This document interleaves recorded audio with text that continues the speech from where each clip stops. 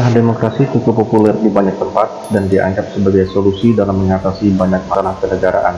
Permasalahannya adalah apakah tiap pihak yang menyuarakan demokrasi benar-benar memahami hakikat dari demokrasi itu sendiri. Demokrasi berasal dari bahasa Yunani kuno, demokratia, yang secara etimologis terdiri dari kata demos dan juga kratos kratein. Demos adalah rakyat dan kratos atau kratein adalah pemerintahan. Maka demokrasi seringkali dianggap sebagai pemerintahan rakyat. Pada masa tersebut, sekitar pertengahan abad ke-5 sampai 7 sebelum Masehi, istilah demokrasi digunakan untuk menunjukkan sistem politik yang ada di beberapa kota di Yunani, terutama di Athena. Meskipun banyak fakta yang menunjukkan pemberlakuan demokrasi sebelum peradaban Yunani atau Romawi kuno, namun demokrasi seringkali dikait-kaitkan dengan upaya bangsa Yunani dan Romawi kuno. Mungkin dikarenakan bangsa-bangsa tersebut dianggap sebagai pendiri peradaban dunia barat. Pemerintahan Athena dalam penyelenggaraan demokrasi yang warga negara di satu area, tapi tidak termasuk budak, wanita, orang asing, ataupun anak-anak yang dianggap tidak mempunyai hak pilih. Majelis akan berbicara tentang jenis hukum apa yang diinginkan dan dipilih oleh warga negara. Dewan pun akan menyarankan undang-undang. Semua warga negara diizinkan di majelis. Dewan dipilih dengan undian. Para peserta di dewan akan berubah setiap tahun dan jumlah orang di dewan paling banyak adalah 500 orang.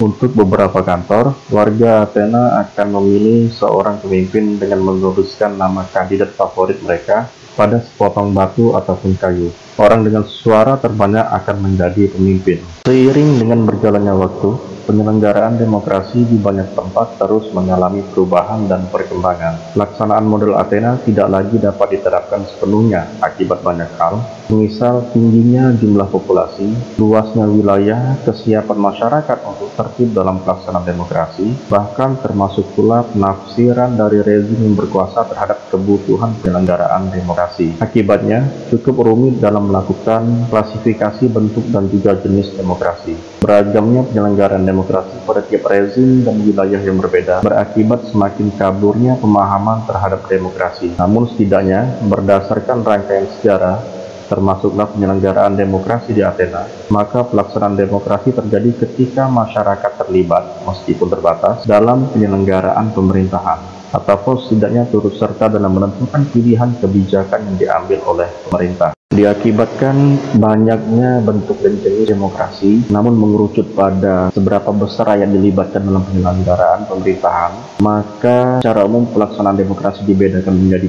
3, yaitu berdasarkan keterlibatan masyarakat, berdasarkan peran negara, dan berdasarkan interaksi antar lembaga. Pada keterlibatan masyarakat, demokrasi dibedakan menjadi 2, yaitu demokrasi langsung dan tak langsung. Dalam hal ini, demokrasi dibedakan pada seberapa besar ruang yang tersedia ataupun disediakan bagi masyarakat untuk berpartisipasi dalam penyelenggaraan pemerintahan. Demokrasi langsung terjadi ketika masyarakat dengan kategori tertentu berpartisipasi secara langsung dalam menentukan kebijakan pemerintah. Model inilah yang terjadi pada masa Yunani, di mana pria dewasa berusia 20 tahun ke atas diperbolehkan menggunakan hak politik secara langsung tanpa melalui perwakilan. Meskipun pelaksanaan demokrasi langsung cukup sulit diberlakukan akibat luasnya jumlah populasi dan luasnya wilayah sebuah negara. Pada umumnya demokrasi langsung dapat diterapkan hanya di daerah dengan lingkup yang kecil seperti kota kecil ataupun komunitas yang belum berkembang secara lebih jauh. Hal ini dikarenakan setiap rakyat yang ikut serta dalam musyawarah memiliki kemungkinan lebih besar untuk bertemu di dalam satu tempat. Meskipun demikian, di era demokrasi modern, pelaksanaan demokrasi langsung dapat dilihat melalui praktek-praktek seperti halnya pemilihan presiden, kepala daerah ataupun pilkada. Demonstrasi atau penunjuk rasa, referendum, petisi, musrenbang des, ataupun kelurahan, dan banyak bentuk lainnya. Meskipun praktek-praktek tersebut terbatas, namun pada contoh tersebut mengisyaratkan bahwa rakyat secara langsung terlibat dalam mempengaruhi kebijakan.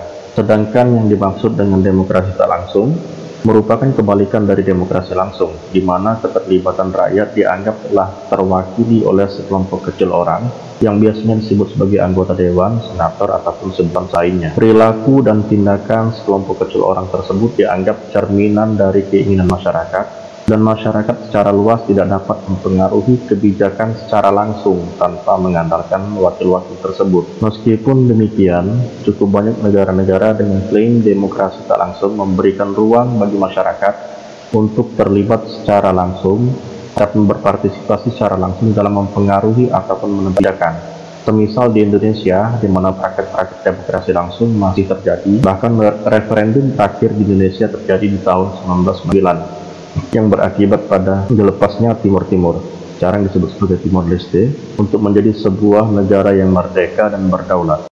Assalamualaikum warahmatullahi wabarakatuh. Selamat pagi, salam sejahtera bagi kita semua. Om Swastiastu, Namo Buddhaya, salam kebajikan, salam. Pada kesempatan kali ini, Bapak akan memberikan sebuah paparan presentasi mengenai budaya demokrasi menuju masyarakat madani. Nah, hasil yang diharapkan setelah mengikuti perkuliahan ini, yaitu yang pertama dapat menguraikan pengertian dan pemikiran tentang demokrasi. Kemudian yang kedua dapat mendeskripsikan ciri-ciri dan prinsip-prinsip demokrasi. Yang ketiga dapat menganalisis tentang demokratisasi. Kemudian yang keempat menguraikan konsepsi masyarakat madani. Dan yang kelima mendeskripsikan karakteristik menuju masyarakat madani. Nah, jadi diharapkan hal-hal ini dapat tercapai ketika mengikuti perkuliahan ini. Kemudian di sini ada peta konsepnya. Yang pertama budaya demokrasi dan masyarakat madani. Ini pengertiannya kita akan gali menurut Abraham L. Geopani S. Kemudian menurut Ensiklopedia P4. Kemudian selanjutnya kita akan membahas mengenai pemikiran tentang demokrasi, bentuk dan ciri-ciri demokrasi, prinsip-prinsip demokrasi. Kemudian yang terakhir kita akan membahas mengenai masyarakat madani mulai dari konsepsi, karakteristik, serta menuju masyarakat madani. Nah, kemudian kita menggali terlebih dahulu pengertian dari demokrasi. Demokrasi itu adalah secara etimologi berasal dari bahasa Yunani. Ini demokratia terdiri dari dua kata, demos, rakyat, dan kratos atau kratein itu adalah kekuatan atau pemerintah. Jadi secara harfiah, demokrasi berarti kekuatan rakyat atau suatu bentuk pemerintahan negara dengan rakyat sebagai pemegang kedaulatannya. Dari, oleh, dan untuk rakyat, gitu, seperti itu. Jadi pemerintahan dari rakyat, bersumbernya, dilakukannya oleh rakyat, dan dijalankan untuk kesejahteraan rakyat. Itulah konsep dari demokrasi, gitu, seperti itu. Kemudian selanjutnya ini ada pengertian menurut International Commission of Justice bahwa demokrasi adalah suatu bentuk pemerintah di mana hak untuk membuat keputusan-keputusan politik diselenggarakan oleh warga negara melalui wakil-wakilnya yang dipilih oleh mereka dan bertanggung jawab kepada mereka melalui suatu proses pemilihan yang bebas. Kemudian menurut Abraham Lincoln, demokrasi adalah pemerintahan dari rakyat, oleh rakyat, dan untuk rakyat. Kemudian kalau menurut Geopani Sartori, memandang demokrasi sebagai suatu sistem di mana tak seorang pun dapat memilih dirinya sendiri, tak seorang pun dapat mengimplementasikan dia dengan kekuasaannya, kemudian tidak dapat juga untuk merebut dari kekuasaan lain dengan cara-cara terbatas dan tanpa syarat. Jadi semuanya ada syarat-syaratnya, pergantian kepemimpinan dilakukan secara konstitusional, seperti itu. Kemudian menurut Ensiklopedia Populer Politik Pembangunan Pancasila, demokrasi adalah suatu pola pemerintahan dalam mana kekuasaan untuk pemerintah berasal dari mereka yang diperintah. Jadi yang mendapatkan kekuasaan sebagai pemerintah itu adalah berasal dari mereka yang diperintah. Jadi berasal dari rakyat.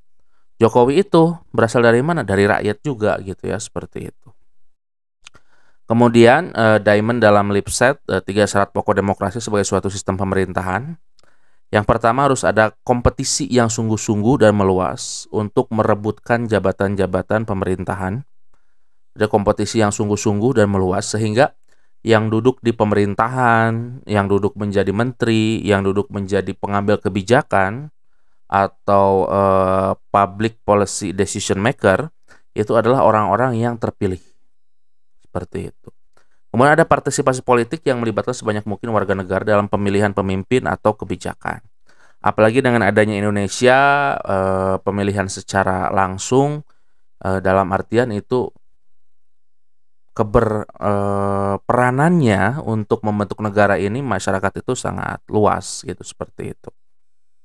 Walaupun memang kita lihat ada beberapa hal yang miris bahwa tingkat partisipasi dari pemilihan itu memang fluktuatif dan itu berada di kisaran 70-80%. Seperti itu. Seharusnya memang setiap warga negara itu jangan apatis, jadi dia harus melakukan pilihan, pilihlah satu dari yang terbaik gitu, seperti itu. Dan mungkin partai politik pun harus bisa menghadirkan sosok-sosok yang terbaik yang dimiliki oleh bangsa ini untuk dipilih gitu, seperti itu. Kemudian ada suatu tingkat kebebasan sipil dan politik. Jadi untuk berpolitik itu ada sebuah kebebasan dalam artian tidak ada paksaan, seperti itu. Dalam artian semua orang bisa berpartisipasi dalam politik, kecuali orang-orang yang memang dicabut hak politiknya. Biasanya itu adalah mereka tersandung kasus korupsi, kemudian putusan hakim sudah inkrah, sudah tetap menyatakan bahwa hak politik mereka itu dicabut. Ada sebagian yang diberikan sanksi seperti itu. Kemudian menurut Hans Kelsen bahwa pada dasarnya demokrasi adalah pemerintahan oleh rakyat dan untuk rakyat. Jelas bahwa memang demokrasi itu pemerintahannya dari rakyat, kemudian untuk rakyat. Jadi tujuan negara ini ada, tujuan kita bernegara, tujuan kita membentuk sebuah organisasi yang besar seperti ini dalam bentuk negara itu adalah untuk kesejahteraan rakyat. Gambarannya adalah sebagai berikut. Yang melakukan kekuasaan negara adalah wakil-wakil yang terpilih untuk menyalurkan kehendak rakyat.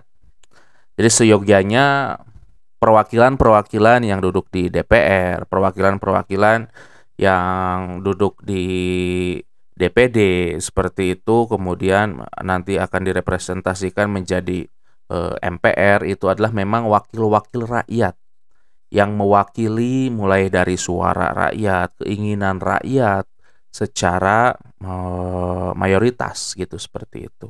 Dalam artian keinginan dari masyarakat yang banyak itu inginnya seperti apa. Nah, kemudian disuarakan oleh wakil-wakil rakyat kita untuk melakukan hal tersebut gitu, seperti itu. Kemudian cara melaksanakan kekuasaan negara ialah selalu mengingat kehendak dan keinginan rakyat. Jadi keinginan rakyat mau kemana, negara ini dibentuk untuk apa, itu harus dilakukan komunikasi. Anggota dewan suka ada masa reses. Nah, ketika masa reses itu adalah salah satunya adalah untuk menyerap aspirasi dari masyarakat agar bisa disalurkan, agar bisa disuarakan untuk mengambil sebuah kebijakan dalam bentuk produk hukum nantinya, dan itu adalah sesuai dengan keinginan rakyat gitu, seperti itu. Kemudian ada menyelesaikan setiap konflik secara damai melalui dialog, kompromi, konsensus, kerjasama, dan dukungan. Jadi setiap konflik yang muncul, pasti konflik itu ada, apalagi di tengah keberagaman Indonesia. Nah, konflik tersebut itu harus dilakukan penyelesaiannya melalui dialog, kompromi, konsensus, kerjasama, dan dukungan dari berbagai pihak. Kemudian dalam sistem demokrasi, posisi rakyat adalah sederajat di hadapan hukum dan pemerintah. Dalam artian ini ada equality before the law. Gitu. Jadi dalam artian tiap rakyat itu memiliki hak yang sama. Ketika orang kaya dalam pemilihan umum, mereka memiliki hak satu orang satu suara. Orang miskin pun satu orang satu suara.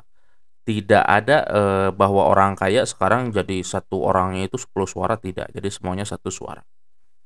Rakyat memiliki kedaulatan yang sama, baik dalam kesempatan untuk memilih ataupun dipilih. Asal memenuhi persyaratan untuk menjadi anggota dewan, siapapun bisa. Walaupun dia tidak punya harta yang melimpah. Gitu. Cuma memang untuk posisi dewasa ini, kalau seorang tidak ada modal, mungkin akan kesulitan salah satunya untuk kampanye dan berbagai hal. Kalau memang memiliki integritas yang bagus, memiliki jiwa kepemimpinan yang bagus, dan bisa dipercaya, kemudian dipercaya oleh masyarakat banyak, walaupun dia tidak punya apa-apa, mungkin dia bisa menjadi seorang anggota dewan. Walaupun memang persentase yang seperti itu tidak begitu banyak gitu. Kebanyakan memang yang memiliki modal yang besar untuk menjadi seorang wakil rakyat. Kemudian demokrasi tidak akan efektif dan lestari tanpa substansi yang berujur kepada jiwa, budaya, atau ideologi yang mewarnai perorganisasian berbagai elemen politik seperti partai politik, lembaga pemerintahan, maupun organisasi kemasyarakatan. Nah, dewasa ini banyak sekali orang yang berpindah-pindah partai dikarenakan berbeda ideologi gitu, seperti itu.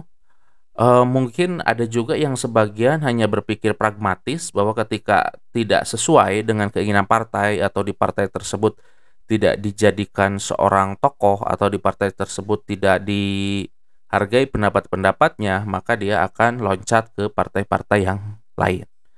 Walaupun memang secara ideologi itu agak berbeda gitu ya, seperti itu. Walaupun ideologi utama tetap semuanya itu harus mengacu kepada Pancasila gitu ya. Kemudian ada pemikiran demokrasi, paham demokrasi yang menekankan pada pemerintahan rakyat karena bertolak dari suatu pola pikir atau pemikiran bahwa manusia diperlakukan dan ditempatkan sesuai dengan harkat dan martabatnya sebagai makhluk Tuhan. Salah satu hak asasi manusia adalah hak untuk mengejar kebenaran, keadilan, dan kebahagiaan. Sistem hukum yang ada di Indonesia sebagai perwujudan dari penyelenggaraan hak asasi manusia memang itu adalah disusun secara bertingkat dan memiliki wewenang satu dan lainnya seperti itu. Itu adalah untuk apa? Untuk mengejar sebuah kebenaran, baik itu yang dinyatakan dan disangkakan oleh jaksa atau itu yang dilakukan oleh terdakwa, sehingga di sana ada check and balance, sehingga di sana akan muncul sebuah keadilan yang dapat diterima oleh semua kalangan. Kemudian sesuatu yang diputuskan bersama akan memiliki kadar ketepatan dan kebenaran yang lebih menjamin dan lebih baik gitu, seperti itu. Walaupun ada sebuah ungkapan yang menyatakan belum tentu keputusan orang banyak itu adalah keputusan yang benar. Kalau contoh ada seperti ini, ada sebuah perhitungan 1 tambah 4 sama dengan titik-titik. Nah, ada orang yang menjawab 999, 1 tambah 4 itu adalah sama dengan 3. Kemudian ada satu orang yang menjawab adalah 1 tambah 4 itu adalah 5. Maka yang benar yang mana? Yang benar itu tetap yang 1 tambah 4 sama dengan 5, walaupun itu adalah minoritas. Nah, hendaknya mungkin dalam ketepatan dan kebenaran lebih menjamin itu mungkin ketika berpikiran bahwa orang yang banyak itu adalah pro terhadap kebenaran. Bukan seperti yang tadi bahwa 999 itu menyatakan bahwa 1 tambah 4 itu adalah 3. Bukan seperti itu. Walaupun dia mayoritas tetap salah. Gitu. Kemudian dalam kehidupan masyarakat pasti akan timbul selisih paham dan kepentingan antar individu, sehingga perlu suatu cara untuk mengatur bagaimana mengatasinya. Setiap perselisihan dalam sebuah keluarga pasti itu ada, antara adik dan kakak pasti itu ada, antara orang tua dengan anak pasti itu ada, antara orang tua dengan orang tua pasti itu ada. Karena ada sebuah perbedaan maka terjadilah konflik. Nah, dalam meredakan sebuah konflik itu harus ada sebuah sistem sehingga semuanya berjalan dengan baik dan semuanya ada dalam sebuah kepuasan dan keadilan. Kemudian di sini beberapa kriteria yang dapat digunakan untuk menentukan situasi demokratis. Yang pertama itu ada kekuasaan. Berarti pemerintahan demokratis sangat erat kaitannya dengan pelaksanaan kekuasaan. Hak warga negara untuk berpartisipasi dalam kegiatan politik atau pemerintah harus dihormati. Kemudian yang selanjutnya ada keadilan. Keadilan hukum harus benar-benar diupayakan dan perlakukan yang sama di depan hukum nyata apa adanya. Itu seperti itu. Kemudian ada kesejahteraan, bahwa kesempatan yang sama untuk menikmati hasil pembangunan. Setiap orang itu mendapatkan kesempatan yang sama untuk memperoleh hidup yang sejahtera dengan cara yang dilakukan masing-masing. Karena tujuan negara ini dibentuk itu adalah salah satunya untuk mesejahterakan kehidupan rakyat. Kemudian ada peradaban yang meliputi pengembangan pendidikan, kreativitas, dan kebebasan dalam berinovasi atau berkarya. Kemudian ada apeksi, yaitu adanya hubungan antara masyarakat dan wakil rakyat di lembaga perwakilan. Kemudian ada keamanan, yakni adanya jaminan keamanan bagi seluruh warga negara dalam kehidupannya. Kemudian adanya sebuah kebebasan, terdapatnya kebebasan dalam berpikir, berbicara, dan mengemukakan pendapat sesuai dengan aturan yang berlaku. Jadi kalau zaman dulu ada departemen penerangan sehingga semua hal-hal yang berbau kritik dan saran itu dibungkam. Untuk yang sekarang memang kebebasan untuk berbicara itu lebih lebih bebas, walaupun ada yang menyatakan bahwa demokrasi kita sudah kebablasan. Jadi sudah tidak sesuai lagi dengan yang seharusnya, malah lebih dari yang seharusnya gitu, seperti itu. Kemudian yang selanjutnya, gagasan perlunya pembatasan kekuasaan dalam rule of law. Nah, jadi ada rule of law di sini, ada pengakuan hak asasi manusia, pemisahan atau pembagian kekuasaan. Di sini ada eksekutif, legislatif, dan yudikatif. Kemudian ada eksaminatif, sehingga antar lembaga itu ada check and balances. Jadi untuk melihat apakah setiap lembaga itu sesuai dengan yang seharusnya, apakah individu-individu di dalamnya sesuai dengan yang seharusnya, sesuai dengan tugas pokok dan fungsi yang seharusnya yang sudah diatur oleh negara. Kemudian ada peradilan administrasi dalam perselisihan juga. Kemudian ada supremasi hukum, ada persamaan dalam hukum. Nah, kemudian di sini menurut Henry B. Mayo bahwa rule of law mencakup yang pertama, jaminan hak individu secara konstitusional termasuk prosedurnya. Jadi hak-hak individu dihormati secara konstitusional, hak untuk beragama, hak untuk berbicara, hak untuk berkelompok, berserikat gitu ya, selama tidak bertentangan dengan peraturan perundang-undangan yang berlaku. Kemudian ada badan kehakiman yang bebas dan tidak memilih atau tidak memihak. Dalam artian lembaga kehakiman itu adalah sebuah lembaga independen yang tidak bisa keberadaannya itu diberikan sebuah diskriminasi, keberadaannya itu ada sebuah intervensi dari lembaga-lembaga yang lainnya. Kemudian ada pemilihan umum yang bebas dan kebersamaan politik, dalam artian setiap warga negara bebas untuk memilih, bebas untuk menentukan, apalagi dengan sekarang adanya sistem terbuka, dalam artian setiap orang bisa melihat calonnya. Kalau dulu kita hanya memilih partainya dan partai diberikan kewenangan dan kebebasan untuk menentukan siapa perwakilannya, diurutkan berdasarkan dari kapasitas mereka. Nah, kalau sekarang itu kita sudah bisa melihat sosok figur yang ada di dalam partai tersebut yang akan dijadikan perwakilan gitu, sehingga menjadi lebih terbuka lagi gitu. Kemudian ada kebebasan mengemukakan pendapat, dalam artian pendapatnya itu harus dapat didengarkan, kemudian masalah nanti diterima atau tidaknya itu adalah berdasarkan keputusan dari sebuah forum. Kemudian kemerdekaan, kebebasan untuk berserikat dan beroposisi, dalam artian sebenarnya kalau dalam pemerintahan itu ada oposisi itu sangat bagus. Karena oposisi itu selain ada yang disebut dengan check and balances dari DPR terhadap kekuasaan eksekutif. Nah, akan tetapi orang-orang di DPR sebagian itu adalah orang-orang yang mendukung terhadap eksekutif tersebut, bahkan dengan partai yang sama gitu ya, seperti itu. Sehingga di sana ada konflik kepentingan karena ada satu partai dan lain sebagainya, seperti itu akan menyulitkan gitu. Walaupun ada sebagian anggota di DPR tersebut itu yang memang bukan dari partai pemerintah, bukan partai untuk mendukung pemerintah. Nah, ketika ada sebuah oposisi itu dapat menjadi sebuah momentum, sehingga ketika ada sebuah kebijakan yang tidak sesuai dengan hati nurani, maka oposisi tersebut dapat memberikan masukan-masukannya agar sesuai dengan hati nurani gitu. Kemudian ada pendidikan politik atau pendidikan kewarganegaraan atau ada civil education di kita memang ada.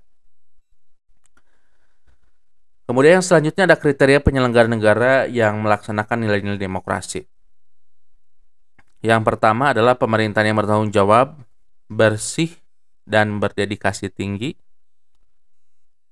Jadi pemerintahan yang bertanggung jawab terhadap apapun yang mereka lakukan, bertanggung jawab kepada masyarakat yang sudah memilih mereka gitu, seperti itu. Karena di eksekutif salah satunya yang dipilih itu adalah presiden, dan presiden itu adalah memilih wakil-wakilnya, memilih kepanjangan tangannya dalam bentuk menteri. Jadi dalam artian seperti itu, secara tidak langsung masyarakat itu juga sudah menentukan presiden dan nanti akan berujung kepada pemilihan menteri-menteri dan pejabat di bawahnya. Kemudian selanjutnya DPR yang mewakili semua golongan kepentingan yang dipilih melalui pemilihan umum yang bebas dan rahasia. Organisasi politik sebagai sistem partai atau multipartai serta organisasi massa yang diinginkan masyarakat. Walaupun untuk efektivitas dari multipartai seperti ini harus dipertanyakan apakah lebih efektif dibandingkan dengan partai atau tripartai seperti itu. Kalau di Amerika Serikat, walaupun negaranya besar, kemudian dengan 50 negara bagian, di sana itu hanya ada 2 partai, yaitu Partai Demokrat dan Partai Republik gitu. Jadi kalau ketika Demokrat itu berkuasa, maka Partai Republik menjadi oposisi. Ketika Partai Republik itu berkuasa, maka Partai Demokrat menjadi oposisi. Seperti itu gitu. Jadi sehingga lebih simpel gitu. Berbeda dengan kita, banyak sekali lika-likunya gitu ya. Kemudian lembaga peradilan yang independen agar lebih menjamin hak asasi manusia secara adil, walaupun implementasinya ini harus dapat ditingkatkan kembali agar jangan terkesan ada sebuah istilah yang menyatakan bahwa hukum itu tajam ke bawah dan tumpul ke atas. Dalam artian jangan hanya karena bulu, jangan pandang bulu, hanya karena tampilan luar seperti itu sehingga membeda-bedakan antara satu orang dengan orang yang lainnya. Kemudian harus menjamin perubahan sosial secara damai terkendali melalui cara penyusunan kebijaksanaan dan pembinaan oleh pemerintah. Kemudian harus mengakui keanekaragaman sikap secara wajar hingga batas toleransi persatuan bangsa. Kemudian harus menjamin tegaknya sebuah keadilan. Nah, kemudian macam-macam demokrasi. Atas dasar penyaluran kehendak rakyat, ada demokrasi langsung, ada demokrasi tidak langsung. Kemudian atas dasar prinsip ideologi, ada demokrasi konstitusional atau demokrasi liberal, ada juga demokrasi rakyat. Kemudian atas dasar yang menjadi titik perhatiannya, ada demokrasi formal, negara-negara liberal, ada demokrasi material, negara-negara komunis, dan ada demokrasi gabungan, negara-negara non-blok. Nah, bentuk demokrasi menurut Sklar dinyatakan sebagai berikut. Ada demokrasi liberal, yaitu pemerintah yang dibatasi oleh undang-undang dan pemilu bebas yang diselenggarakan dalam waktu yang acak. Kemudian ada demokrasi terpimpin. Para pemimpin percaya bahwa tindakan mereka dipercayai rakyat, tetapi menolak persaingan dalam pemilihan umum untuk menduduki kekuasaan. Ada demokrasi sosial, yaitu menaruh kepedulian pada keadaan sosial dan egalitarianisme bagi persyaratan untuk memperoleh kepercayaan politik. Kemudian ada demokrasi partisipasi, yaitu menekankan hubungan timbal balik antara penguasa dan yang dikuasai. Kemudian ada demokrasi konstitusional, yaitu menekankan pada proteksi khusus bagi kelompok-kelompok budaya dan menekankan kerjasama yang erat di antara elit yang mewakili bagian budaya dan masyarakat utama. Kemudian ciri-ciri demokrasi. Esensi ciri-ciri empiris demokrasi adalah bahwa demokrasi secara senantiasa berkaitan dengan pertanggungjawaban atau accountability. Jadi demokrasi itu harus ada hal-hal yang dipertanggungjawabkan terhadap semua kinerja yang sudah dilakukan. Kemudian di dalamnya juga ada sebuah kompetisi. Di dalamnya ada keterlibatan dan tinggi rendahnya kadar untuk menikmati hak-hak dasar seperti hak untuk berekspresi, berserikat, berkumpul, dan lain sebagainya. Kemudian demokrasi pada umumnya ditandai dengan ciri-ciri sebagai berikut. Yang pertama, adanya pembatasan terhadap tindakan pemerintah, adanya prasarana sebagai pendapat umum atau media massa yang bebas dan bertanggung jawab. Dalam artian ketika bebas bisa melakukan sebuah informasi, bisa memberikan informasi, akan tetapi yang bertanggung jawab. Dalam artian informasi tersebut dapat di-cross-check kebenarannya, dapat lihat kebenarannya, dan sesuai dengan yang seharusnya. Walaupun memang setiap media massa bisa mengambil sebuah kebijakan dari perspektif manapun. Karena ketika beda perspektif dalam memandang sebuah kebijakan itu nanti akan berbeda conclusionnya, berbeda kesimpulannya. Kemudian sikap warga menghargai hak-hak minoritas dan perorangan dalam artian setiap kebijakan yang diambil juga harus melihat hak-hak minoritas, bahwa jangan sampai nanti minoritas itu adalah tertindas.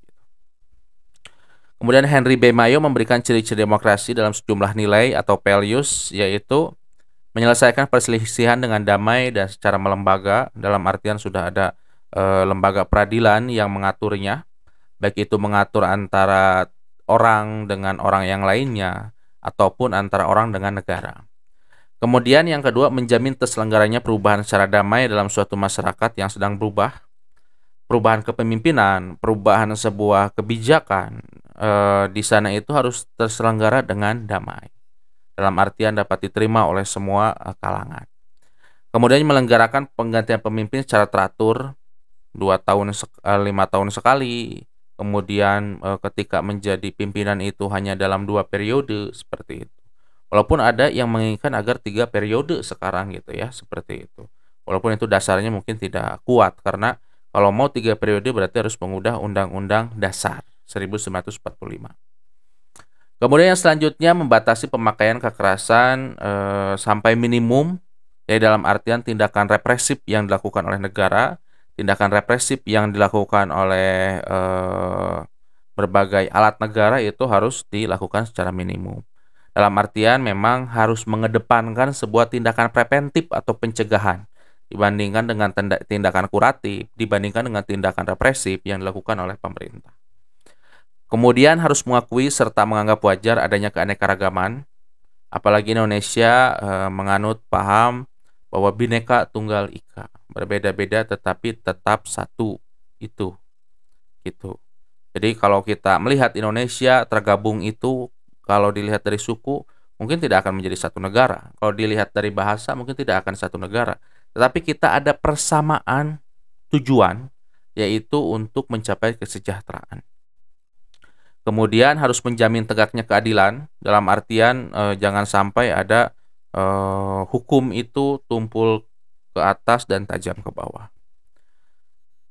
Kemudian di sini di negara-negara berkembang pada umumnya itu masyarakat masih mencari dan menemukan identitas. Ciri yang menonjol adalah eksekutif sangat berperan. Ya, dalam artian di sini eksekutif lebih berperan secara dominan, sedangkan yang lainnya tidak terlalu dominan. Kemudian di satu sisi nampaknya berhasil meningkatkan pertumbuhan ekonomi, namun di sisi lainnya infrastruktur politik hanya berperan sebagai pendukung saja. Jangan sampai seperti ini. Kemudian pelaksanaan cenderung bersifat paksaan atau otoriter gitu, seperti itu.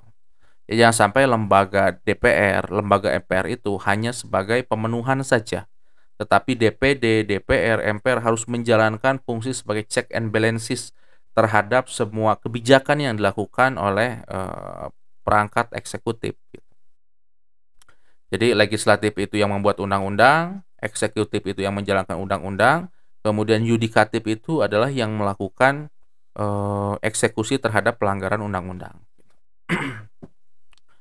Kemudian selanjutnya ada prinsip-prinsip dasar demokrasi secara universal, dalam artian yang berlaku secara umum, bahwa yang disebut pemerintahan demokratis adalah pemerintahan yang menempatkan kewenangan tertinggi berada di tangan rakyat.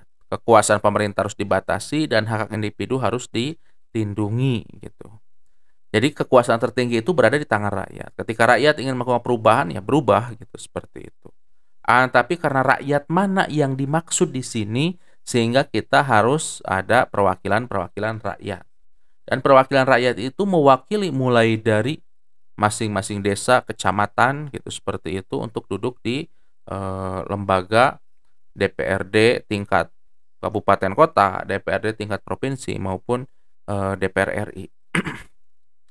Kemudian Lyman Town Sargent menyatakan bahwa prinsip-prinsip demokrasi itu adalah keterlibatan warga negara dalam pembuatan keputusan politik, adanya tingkat persamaan tertentu di antara warga negara, adanya tingkat kebebasan atau kemerdekaan tertentu yang diakui dan dipakai oleh warga negara, kemudian ada suatu sistem perwakilan, dan ada suatu sistem pemilihan terhadap kekuasaan dari mayoritas. Kemudian dalam teori dan praktik politik yang yang tidak kalah penting adanya adalah tingkat persamaan. Bahwa bahwa ada persamaan politik, kemudian ada persamaan di depan hukum, dalam artian setiap orang bisa berpolitik ketika sudah memenuhi persyaratan. Kemudian ada persamaan di depan hukum, ada persamaan kesempatan, ada persamaan ekonomi, dan ada persamaan sosial. Jadi negara itu tidak membeda-bedakan tiap orang. Jadi harus ada persamaan-persamaan kelima aspek ini. Kemudian menuju demokratisasi, ini ada merupakan konsep dalam menuju kondisi-kondisi demokratis dapat menjadi jalan keluar dari otoritarianisme. Jadi dengan adanya sebuah sistem demokrasi, maka sistem otoriter itu dapat dihilangkan. Sehingga apapun yang dilakukan oleh sebuah pemerintahan itu berdasarkan kehendak dari rakyat. Kemudian demokratisasi adalah merupakan proses pendemokrasian segenap rakyat untuk turut serta dalam pemerintahan melalui wakil-wakilnya dengan mengutamakan persamaan hak dan kewajiban serta perlakuan yang sama bagi warga negara. Nah, di kita ada partai-partai politik yang dalam artian kita jangan juga a priori, jangan juga apatis terhadap politik, karena salah satu jalan untuk mengubah negara ini secara konstitusional ya kita terjun ke dalam bidang politik gitu, seperti itu. Kalau kita mau merubah negara ini lebih luas lagi, ya kita ikuti jalur-jalur politik dan itu yang dapat kita lakukan menjadi berguna lebih banyak lagi. Menjadi seorang presiden, menjadi seorang gubernur, menjadi seorang bupati. Itu tidak bisa dilakukan, tidak bisa menjadi orang dengan kedudukan tersebut yang memiliki fungsi dan peran lebih luas lagi tanpa adanya sebuah politik, tanpa melalui jalur politik. Jadi jangan apatis, jangan a priori terhadap politik, karena politik itu dapat juga membawa negara ini, membawa bangsa ini menjadi lebih baik lagi, asal sesuai dengan yang seharusnya. Kemudian kriteria masyarakat dan negara yang melakukan demokratisasi menurut Robert Adall bahwa ada yang pertama partisipasi efektif. Sebelum sebuah kebijakan dilakukan, seluruh anggota memiliki kesempatan yang sama dan berpartisipasi efektif. Kemudian ada persamaan suara. Bila sebuah keputusan tentang kebijakan dibuat, maka setiap anggota harus mempunyai kesempatan yang sama dan efektif untuk memberikan suara dan seluruh suara harus dihitung sama. Jadi mau dia ketua, mau dia wakil, mau di bendahara, setiap suara itu satu.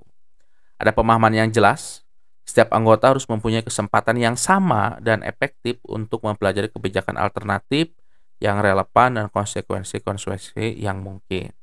Ada pengawasan agenda, setiap anggota harus mempunyai kesempatan eksklusif untuk memutuskan bagaimana dan apa permasalahan yang dibahas. Kemudian ada pencakupan orang dewasa. Sebagian besar orang dewasa yang menjadi penduduk tetap seharusnya memiliki hak kewarganegaraan penuh yang ditunjukkan oleh 4 kriteria sebelumnya. Kemudian masyarakat madani atau civil society menurut Triswanda Imawan. Nah, di sini masyarakat madani adalah merupakan konsep tentang keberadaan satu masyarakat yang dalam batas-batas tertentu mampu memajukan dirinya sendiri melalui penciptaan aktivitas mandiri dalam satu ruang gerak yang tidak memungkinkan negara melakukan intervensi. Kemudian indikatornya menginginkan kesejajaran hubungan antara warga negara dan negara atas dasar prinsip saling menghormati, berkeinginan membangun hubungan yang bersifat konsultatif antara warga negara dan negara. Kemudian pendapat ahli yang lainnya, M. Dawam Raharjo, bahwa suatu ruang partisipasi masyarakat dalam perkumpulan-perkumpulan sukarela atau voluntary association, media massa, perkumpulan profesi, serikat buruh tani, gereja, atau perkumpulan-perkumpulan keagamaan lainnya. Kemudian indikatornya antara lain terdiri dari organisasi yang melayani kepentingan umum atau memiliki rasionalitas dan mampu mengatur dirinya sendiri secara bebas. Kemudian ada civil society diterjemahkan menjadi masyarakat madani, mengandung 3 hal, yaitu agama, peradaban, dan perkotaan. Kemudian menurut Nurholis Majdid bahwa perkataan Madinah dalam peristilahan modern menunjuk kepada semangat dan pengertian civil society, suatu istilah Inggris yang berarti masyarakat yang sopan, beradab, dan teratur dalam bentuk negara yang baik. Dalam artian warga negara yang taat terhadap aturan yang sudah dibuat, warga negara yang menjunjung tinggi hukum dan hak asasi masing-masing tiap anggota warganya. Kemudian adanya kedaulatan rakyat sebagai prinsip kemanusiaan dan bermusyawarah, kemudian berpartisipasi dalam mengambil sebagian dalam proses-proses menentukan kehidupan bersama, terutama di bidang politik, dan memiliki sikap-sikap terbuka. Kemudian Frans Magnus Suseno menyatakan bahwa wilayah-wilayah kehidupan sosial yang terorganisasi dan bercirikan antara lain ada kesukarelaan atau voluntary, ada keswasembadaan atau sub-generating, dan keswadayaan atau sub-supporting. Kemandirian tinggi berhadapan dengan negara dan keterikatan dengan norma-norma atau nilai-nilai hukum yang diikuti oleh warganya. Kemudian keberadaannya didekati secara faktual dan bukannya dengan pendekatan normatif, terorganisasi, sukarela, swasembada, swadaya, dan mandiri. Terikat dengan norma-norma atau nilai-nilai hukum yang diikuti warganya, secara hakiki harus bebas secara internal, masyarakat diatur oleh pihak-pihak yang mendapat menjamin kebebasan segenap warganya, kemudian kehidupan bersama harus diukur oleh suatu konsensus yang besar. Kemudian identifikasi ada tidaknya perkembangan masyarakat madani. Yang pertama ada sifat partisipatif, sifat otonom, tidak bebas nilai, merupakan bagian dari sistem dengan struktur non-dominatif, kemudian termanifestasinya dalam organisasi.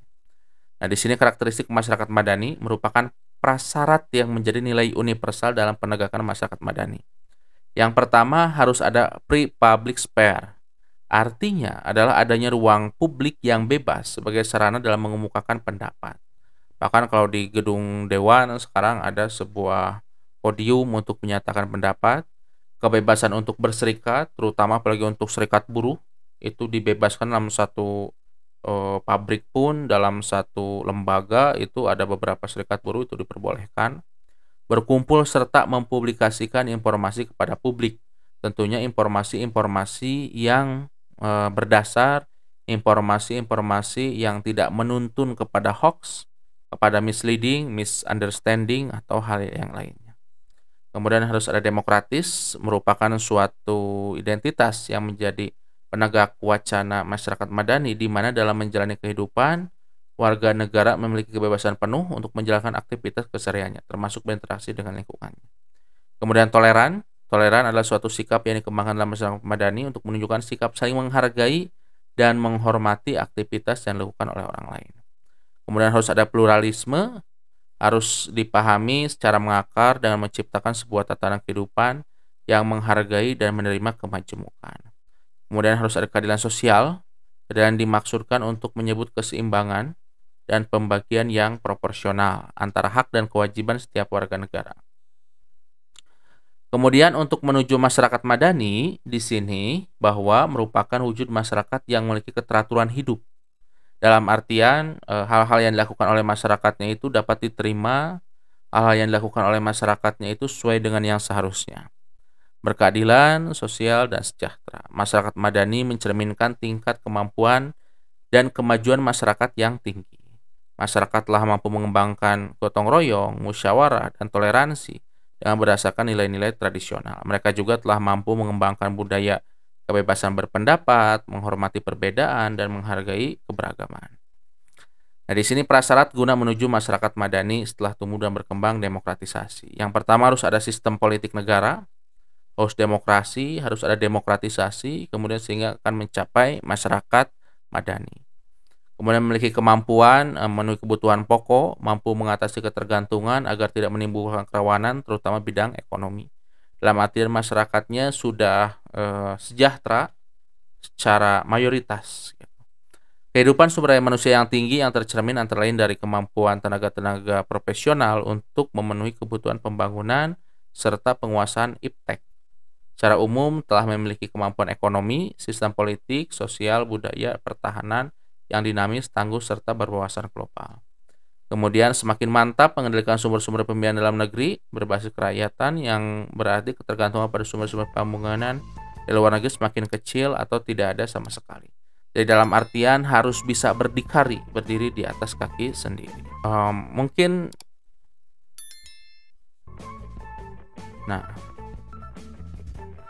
Jadi mungkin itu saja yang dapat disampaikan dalam pertemuan kali ini tentang masyarakat madani. Mohon maaf apabila ada kata-kata yang salah.